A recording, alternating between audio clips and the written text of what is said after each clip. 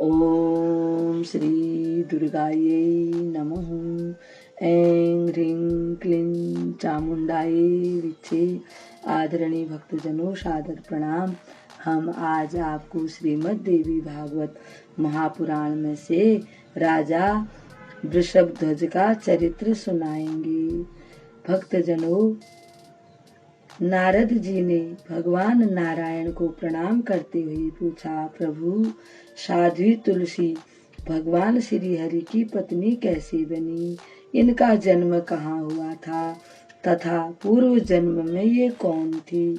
भगवान नारायण ने नारद जी को बताया, हे मुनिवर, दक्ष सावरणी नाम से एक प्रसिद्ध पुण्यात्मा मनु हो चुके हैं। ब्रह्म सावरणी के पुत्र धर्म सावरणी नाम से प्रसिद्ध हुए। धर्म सावरणी से इंद्रिय निग्रही एवं परम भक्त रुद्र सावरणी पुत्र रूप में प्रकट हुए। इन रुद्र सावरणी के पुत्र का नाम देव सावरणी था और देव सावरणी के पुत्र का नाम इंद्र सावरणी था। इंद्र सावरणी के पुत्र का नाम वृषभध्वज था।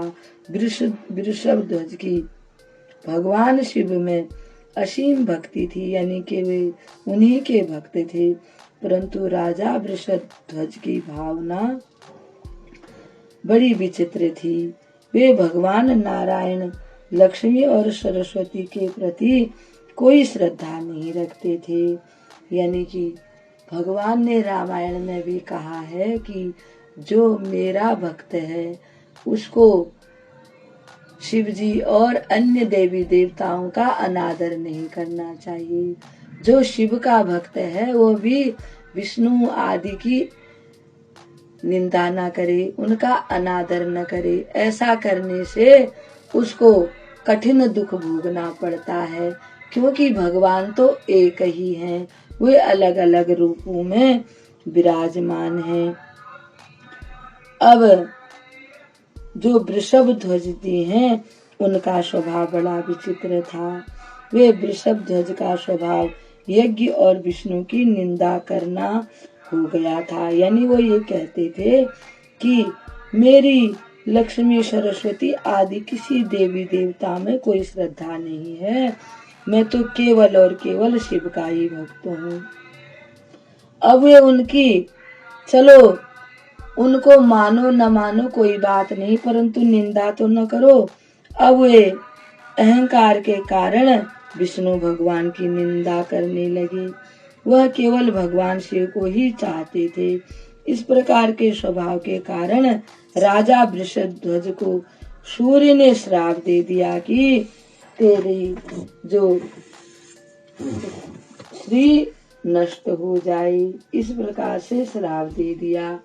अपने भक्त पर आया संकट देख भोले बाबा ने हाथ में त्रिशूल लेकर सूर्य पर आक्रमण कर दिया। तब सूर्य अपने पिता कश्यप जी को साथ लेकर ब्रह्मा जी की शरण में पहुँचे। शंकर भगवान भी त्रिशूल लिए ब्रह्मलोक में पहुँच गए।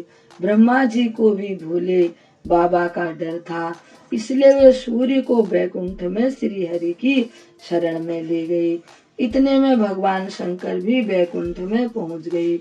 भगवान शंकर को वृषभ पर आरूढ़ देखकर और उनकी आंखें अंगारे बरसा रही थी, भगवान शंकर ने अपने वृषभ से उतरकर और विनम्र होकर भगवान श्री हरि को श्रद्धा पूर्वक प्रणाम किया। यानी भगवान शिव भी जब वैकुंठ धाम में पहुँचे, भगवान का दर्शन करके उनको क्रोध रफूचक्कर हो गया, यानी कि क्रोध शांत हो गया, क्योंकि भगवान को क्रोध कभी आता ही नहीं है और उन्हें देखकर औरों का क्रोध भी दूर भाग जाता है। उनकी मूर्ति ही इतनी शांत मूर्ति है। शांताकारं भुजगशयनम। श्रद्धा पूर्वक प्रणाम किया। भगवान श्री हरि ने भोले शंकर से कहा, महादेव, यहाँ कैसे पधारना हुआ? अपने क्रोध का कारण बताने की कृपा करें। भगवान महादेव भगवान श्री हरि से बोले, भगवान, राजा वृषभध्वज मेरा परम भक्त है, मैं उसे अपने प्राणों से भी अधिक चाहता हूँ। सूर्य ने उसे बिना किसी उचित कारण के श्राप दे दिया है, यही मेरे क्रोध का कारण है। हे जगत प्रभु, अब उसकी जीवनचर्या कैसे चलेगी, क्योंकि सूर्य के श्राप के कारण उसकी श्री यानी धन संपत्ति नष्ट हो गई है। अब उसकी सोचने समझने की शक्ति भी जाती रही। भगवान श्री हरि ने कहा, हे शिव शंभु, देव की प्रेरणा से बहुत समय व्यतीत हो चुका है, 21 युग व्यतीत हो गए हैं। यद्यपि वैकुंठ में अभी आधी घड़ी ही व्यतीत हुई है, अतः अब आप शीघ्र अपने स्थान पर पहुँचे। भयंकर काल इस समय तक वृषभध्वज को अपना ग्रास बना चुका है। यही नहीं, उसका पुत्र वृषभध्वज और रथध्वज के भी 2 पुत्र हैं, जिनके नाम धर्मध्वज और कुशध्वज हैं। वे परम वैष्णव पुरुष सूर्य के श्राप से श्रीहीन होकर जीवन व्यतीत कर रहे हैं। राज्य भी उनका नहीं रहा, एकमात्र लक्ष्मी की उपासना ही उनके जीवन का ध्येय बन गया है। अतः उनकी भार्याओं के उदर से भगवती लक्ष्मी अपनी एक कला से प्रकट होंगी, तब वे दोनों नरेश लक्ष्मी संपन्न हो जाएंगे।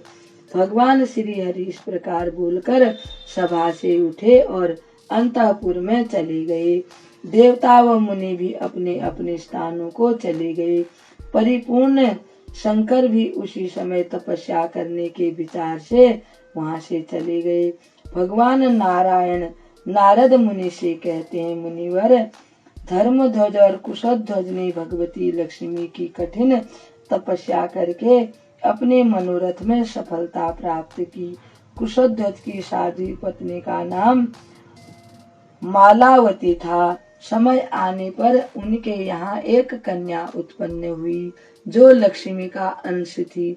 वह कन्या जन्म लेते ही वेद मंत्रों का उच्चारण करने लगी, इसलिए विद्वान पंडितों ने उसका नाम वेदवती रखा। उत्पन्न होते ही वह कन्या स्नान करके यानी कि स्नान करने को गई और तपस्या करने के विचार से वन में चली गई। वह तपस्विनी कन्या मनवंतर तक पुष्कर में रहकर तपस्या करती रही। वहीं पर एक दिन उसे अपने सम्मुख रावण खड़ा दिखाई दिया। वह वेदवती से पूछने लगा, तुम कौन हो और यहाँ क्यों रुकी हुई हो? वह देवी परम सुंदरी थी। उसे देखकर दुराचारी रावण का हृदय विकारों से भर गया। रावण की इस कुचेष्टा को देखकर वेदमती का मन क्रोध से भर गया। उसने अपने तपोबल से रावण को इस प्रकार स्तंभित कर दिया कि वह जड़वत हो गया। उसके हाथ पैर निश्चेष्ट हो गए। ऐसी परिस्थिति में रावण ने मन ही मन उस कमल लोचना देवी वेदवती के पास जाकर उसका मानस स्तवन यानी मन के द्वारा स्तुति करने लगा। शक्ति की उपासना कभी विफल नहीं होती।